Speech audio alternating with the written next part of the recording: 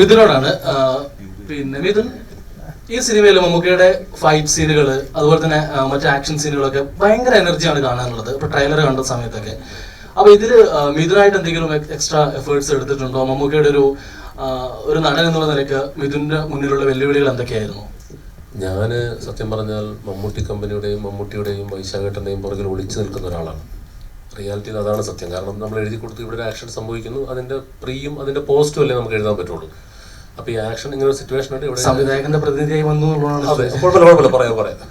അപ്പോൾ അങ്ങനെ എഴുതി കൊടുക്കുമ്പം സംവിധായകൻ കൂടെയാണ്. അതെ. അപ്പോൾ ഇത് നമ്മൾ എഴുതി കൊടുക്കുന്നു, നമുക്ക് അതിൻ്റെ അടുത്ത് പറയുന്നു, വൈശാഖൻ സ്ക്രിപ്റ്റ് ലോക്ക് ചെയ്തതിന് ശേഷം ഈ ആക്ഷൻ സീക്വൻസ് അദ്ദേഹമാണ് ഡിസൈൻ ചെയ്യുന്നത്.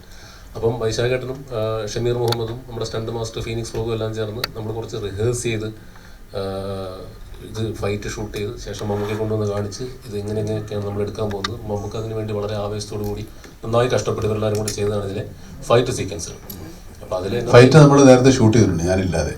നമ്മളെ ബാക്കിയുള്ള എല്ലാം ഡമ്മി ആക്ടേഴ്സിനെ വെച്ച് ഷൂട്ട് ചെയ്തിട്ടാണ് ആ സീനുകളാണ്. ഷൂട്ട് ചെയ്യുമ്പോൾ നമുക്കറിയാം ഇനി അടുത്ത വരാൻ പോകുന്ന എന്താണ്, നമുക്ക് അടുത്ത ഷോട്ട് എന്താണെന്ന് നമുക്കറിയാം. അപ്പോൾ ഒരുപാട് എക്സസൈസോ പ്രാക്ടീസോ ഒക്കെ അധികം വേണ്ടി വന്നില്ല.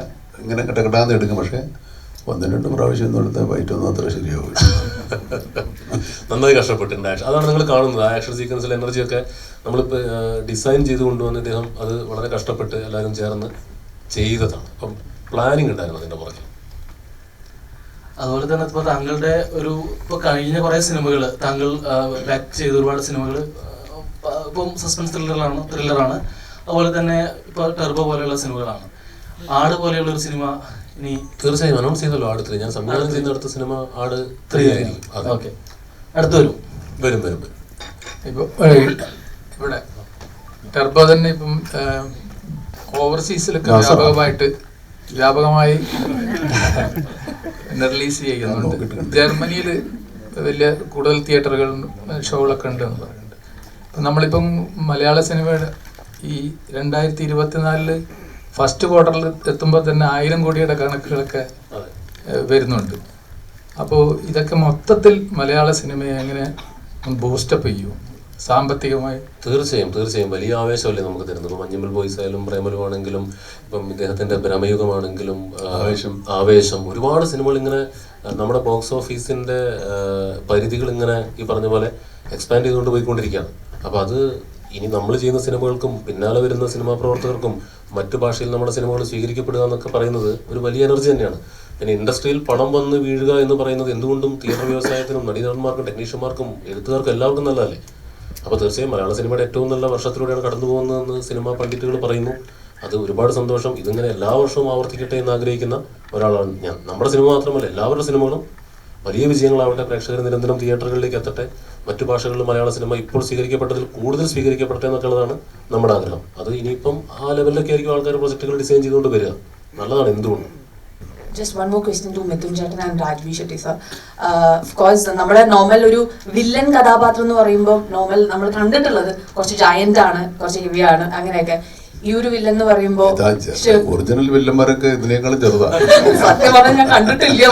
നമുക്ക് സിനിമയിൽ പരിചയമുള്ള ആൾക്കാരെ ചോദിച്ചു നോക്കും, എല്ലാം കൊണ്ടുപോയിട്ടേക്കാണ്. അപ്പൊ നമ്മുടെ പെൻസിൽ മാർക്കുള്ള ആൾക്കാർ പറപ്പിക്കണത്.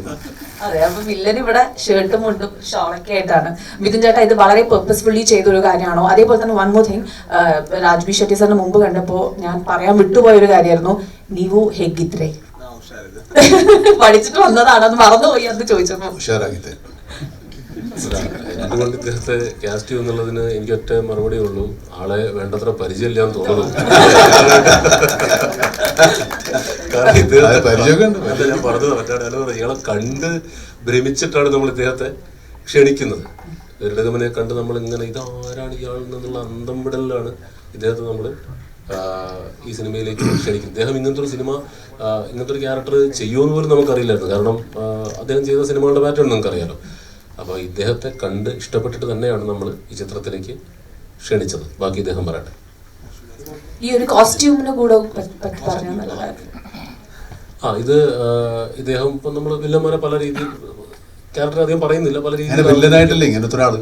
അതെ, നമുക്ക് പക്ഷേ അയാള് നമ്മൾ പറയുന്ന പോലെ അല്ലെങ്കിൽ അത്ര നന്മകളായിരിക്കില്ല, അയാളുടെ ഭാഗത്ത് അയാളുടെ റൈറ്റാണ്. അതെ, ഇപ്പോൾ കോസ്റ്റ്യൂം നമ്മൾ ഒരു ഇദ്ദേഹത്തിന് കണ്ടിട്ടില്ലാത്ത സ്യൂട്ട് കൊടുക്കണോ പാൻറ് കൊടുക്കണോ എന്നൊക്കെയുള്ള ആളുകളപ്പോൾ ഒരു കാര്യം ചെയ്യാം, നമുക്ക് മുണ്ടും ഈ പറഞ്ഞ പോലെ ഒരു ഷർട്ടും ആ ഹെലികോപ്റ്ററിലൊക്കെ വരുന്നതിൻ്റെ കോൺട്രാസ്റ്റ് പിടിക്കാമെന്ന് വിചാരിച്ചു. അതിൻ്റെ കൂടെ ഒരു തുണ്ടും ഒക്കെ കൊടുത്ത് അങ്ങനെ കോൺട്രാസ്റ്റ് പിടിക്കാമെന്ന് വിചാരിച്ചു. അപ്പോൾ വൈശാട്ടിനെ നോക്കിയെന്ന് പറഞ്ഞു. അങ്ങനെ വൈശാട്ടിന് കോസ്റ്റ്യൂമൊക്കെ പറഞ്ഞ് എല്ലാം സെറ്റ് ചെയ്ത് കഴിഞ്ഞപ്പോഴാണ് ഇദ്ദേഹം ആക്ച്വലി നടക്കുന്നത് ആ കോസ്റ്റ്യൂമിലാണ്. കളർ മാത്രമേ മാറ്റുള്ളൂ. അപ്പോൾ അത് ഇദ്ദേഹത്തിൻ്റെ കോസ്റ്റ്യൂം വളരെ യാദൃശ്ചികമായിട്ട് നമ്മൾ ഡിസൈൻ ചെയ്തതിൽ ആയിപ്പോയതാണ്. സ്വന്തം കോസ്റ്റ്യൂംസ് തന്നെയാണ് അപ്പൊ യൂസ് ചെയ്തത്? അല്ല മമ്മൂട്ടി കമ്പനി റിച്ചാണ്.